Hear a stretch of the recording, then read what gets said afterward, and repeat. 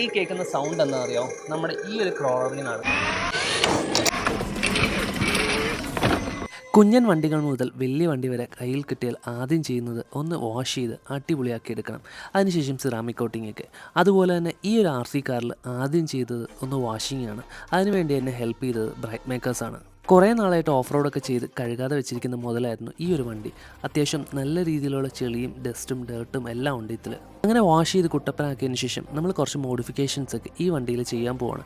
ആദ്യം തന്നെ off road bumpers ഒന്ന് പെയിൻറ്റ് ചെയ്യാൻ തീരുമാനിച്ചു. അതിനുശേഷം നമ്മൾ കുറച്ച് മോഡിഫിക്കേഷൻ ചെയ്യാൻ പോകും. ആദ്യം തന്നെ സൗണ്ട് മോഡ്യൂൾ ഈ വണ്ടിയിൽ ആഡ് ചെയ്തു. ഓഫ് റോഡ് ബമ്പേഴ്സ് വെച്ചിട്ടുണ്ട്, പിന്നെ അതുപോലെ തന്നെ ഓഫ് റോഡ് ലൈറ്റ്സ് ഉണ്ട്, ഓഫ് റോഡ് ടയേഴ്സ് ഉണ്ട്, പിന്നെ അതുപോലെ തന്നെ സ്നോർക്കിൽ വെച്ചിട്ടുണ്ട്. ഈ കാണുന്ന മോഡിഫിക്കേഷൻസ് ഒക്കെ സെറ്റ് ചെയ്യാൻ എന്നെ ഹെൽപ്പ് ചെയ്തത് നമ്മുടെ എറണാകുളത്തുള്ള ഡോക്ടർ ഡൈകാസ്റ്റാണ്. അവർ വന്നാണ് ഇത് മൊത്തം സെറ്റ് ചെയ്ത് തന്നത്.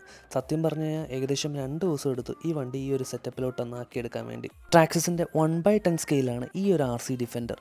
അതുപോലെ ഇതിൽ യൂസ് ചെയ്തിരിക്കുന്ന ആക്സസറീസ് എല്ലാം നമ്മൾ ആമസോണിൽ നിന്നാണ് മേടിച്ചിരിക്കുന്നത്. ഈ ഒരു ഡിഫൻഡറിൽ നമ്മൾ പല മോഡിഫിക്കേഷൻസും ചെയ്തിട്ടുണ്ട്. മെയിനായിട്ട് പറയേണ്ടത് ഇതിൻ്റെ സസ്പെൻഷൻ പാർട്ട് തന്നെയാണ്. കാരണം ഈ ഒരു സസ്പെൻഷൻ വെച്ച് നമുക്ക് ഏത് മലയിലും ഒറിജിനൽ ക്രോളേഴ്സ് കയറുന്ന പോലെ തന്നെ നമുക്ക് കൊണ്ടൊക്കെ കയറ്റാൻ പറ്റും.